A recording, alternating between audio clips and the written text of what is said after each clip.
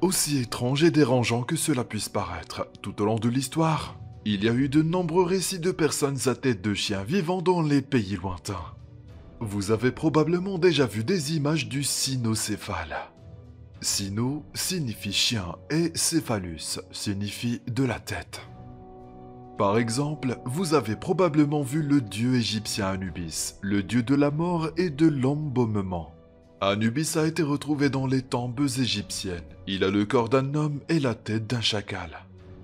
C'est un cynocéphale. Cela fait un folklore intéressant.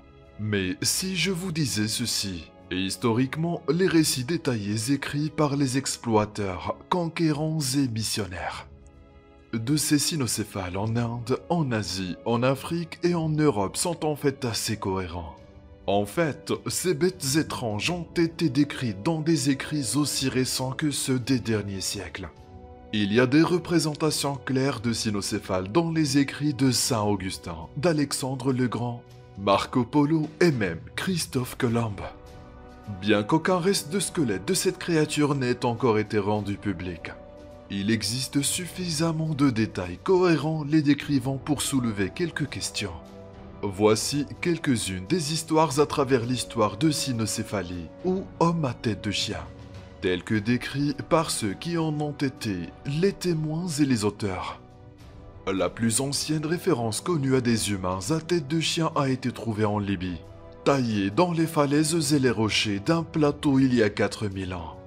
Parmi les gravures rupestres de girafes et d'éléphants, deux hommes à tête de chien traînent le corps d'un rhinocéros. Parmi les autres images de la région, on trouve un homme à tête de chien portant une massue, avec un bébé à tête de chien à ses pieds. Dans une autre, on porte sur ses épaules un animal semblable à un bœuf, l'auroch, aujourd'hui disparu. Les premiers récits écrits connus de ces bêtes nous ont été transmis par le médecin grec Stésias, au 5e siècle avant Jésus-Christ. Vers cette époque, ce médecin est revenu d'Inde en Grèce avec des passages très détaillés de ses voyages et du cynocéphale, ainsi que des récits de pygmées et d'étranges tigres. En bref, il a décrit une civilisation d'environ 120 000 hommes et femmes à tête de chien et à la peau sombre. Il les appelle les basanés, avec de longues queues poilues, vivant dans les montagnes élevées et inaccessibles en Inde. Leurs dents étaient plus grandes que celles des chiens, leurs ongles étaient lents. Bien qu'il n'ait entendu aucune langue, il affirmait qu'ils aboyaient comme des chiens et qu'ils se comprenaient ainsi les uns les autres. Stésius dit que les cynocéphales dormaient sur des feuilles ou de l'herbe dans des grottes de montagne et qu'ils pouvaient vivre jusqu'à 200 ans. Il a noté qu'étant donné leur force et leur isolement, ils ne pouvaient pas être vaincus à la guerre, et qu'ils étaient des chasseurs très rapides et efficaces qui poursuivaient et rattrapaient facilement leur proie, la cuisaient en la rôtissant au soleil avant d'en manger la chair. Stésius dit aussi qu'ils étaient bergers, élevant des moutons, des chèvres et des ânes, se procurant du lait et du petit lait de leurs troupeaux. Les plus riches des têtes de chiens possédaient plus de moutons et portaient du lin, tandis que les autres portaient des peaux d'animaux tannés et sans fourrure.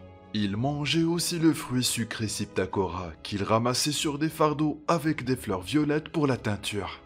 Il envoyait chaque année au roi des Indes en échange de pain, de farine, de coton et d'armes, épées, arcs et flèches. Une chose que Stésius a notée est qu'ils sont extrêmement justes, comme le reste des Indiens avec lesquels il s'associe. Il a dit qu'ils comprenaient la langue indienne, mais qu'ils étaient incapables de converser avec eux, se contentant d'aboyer ou de faire des signes avec leurs mains et leurs doigts pour répondre. Au cas où ces détails ne suffiraient pas, Stésius ajoute que les femmes se baignent tous les mois et que les hommes, à l'exception de leurs mains, pas du tout. Au même siècle que Stésius, il y a eu d'autres témoignages sur les cynocéphales par les écrivains et historiens grecs. L'un d'entre eux, Hérodote, s'est rendu dans la région orientale de la Libye et a décrit l'endroit où vivaient les nomades. Il a dit que c'était extrêmement montagneux et boisé et plein de bêtes sauvages en nommant plusieurs d'entre elles, parmi eux les cynocéphales. L'auteur romain Claudius Aelian a écrit des récits détaillés sur les animaux de la région. Lorsqu'il a décrit le cynocéphale, il a dit que c'était un être droit et qu'il ne blesserait aucun homme. Il a dit que les cynocéphales n'avaient pas de parole, mais qu'ils hurlaient et bien sûr qu'ils comprenaient la langue indienne. Il prétendait que les animaux sauvages étaient leur nourriture et qu'ils pouvaient les attraper facilement, en les exposant à la chaleur du soleil pour les cuire après les avoir déchiquetés en morceaux. Il note comme Stésius qu'il gardait des chèvres et des moutons et qu'il buvait le lait des animaux qu'il gardait. Il a également noté que leurs discours étaient inarticulés, inintelligibles, et pas celui de l'homme. Claudius Aelian a également noté que tout leur corps était couvert de poils, et que les régions où ils vivaient étaient inaccessibles, qu'il était très difficile de les capturer. Il trouvait intéressant qu'un cynocéphale enlève la coquille d'une noix et la nettoie intelligemment avant de la manger. Il trouvait également intéressant qu'un cynocéphale boive du vin et préfère les aliments bien assaisonnés. Comme Stésius, les écrits sont très détaillés et cohérents. Quelques décennies plus tard, Alexandre le Grand envahit l'Inde, et lui aussi affirma dans des lettres à son célèbre professeur philosophe Aristote qu'il avait vu les cynocéphales. Il prétendait même en avoir attrapé et les décrivait comme des bêtes féroces, vicieuses, aboyantes et hargneuses. Pendant environ 1500 ans après les récits originaux des cynocéphales, de nombreux explorateurs, conquérants et même des missionnaires chrétiens ont affirmé avoir vu et interagi avec ces personnes à tête de chien. Dans l'histoire du christianisme orthodoxe, Christophe et Saint André sont régulièrement représentés dans les œuvres d'art anciennes avec des têtes de chiens. On dit que Saint Christophe s'est repenti et a été transformé pour devenir entièrement humain. Bien sûr, on dit maintenant que tout cela est symbolique, mais cela laisse songeur. Saint Augustin, qui a vécu en 430, était l'un des premiers pères chrétiens les plus influents. Il a parlé de l'existence des cynocéphales et d'autres races particulières, affirmant qu'il leur a personnellement péché l'évangile. Et grâce à ces récits, ils ont été reconnus comme moralement débiles, parfois même démoniaques, mais néanmoins rachetables. Un voyageur italien au XIIIe siècle et le premier Européen à documenter les Mongols a raconté une rencontre entre les armées du Khan et un peuple à tête de chien près du lac Baïkal, dans ce qui est maintenant la Russie. Il disait que les monstres avaient des têtes d'hommes, mais des visages de chiens. Il a dit qu'il parlait, pour ainsi dire, avec des mots qui ressemblaient plutôt à l'aboiement d'un chien. Un récit moins connu du cynocéphale dans le christianisme orthodoxe est celui du théologien chrétien Ratramnus. Un de ses moines lui demanda: que dois-je faire quand je rencontre les têtes de chiens? Puis-je sauver leurs âmes? Est-ce que je leur fais la morale? Ou est-ce que je les regarde comme des animaux?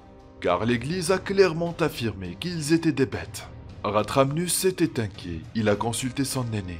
Dans Lettres sur les créatures à tête de chien, il tente de persuader son supérieur que les têtes de chiens sont en fait des fils d'Adam, et qu'ils devraient être autorisés à se convertir au christianisme et non traités comme des animaux.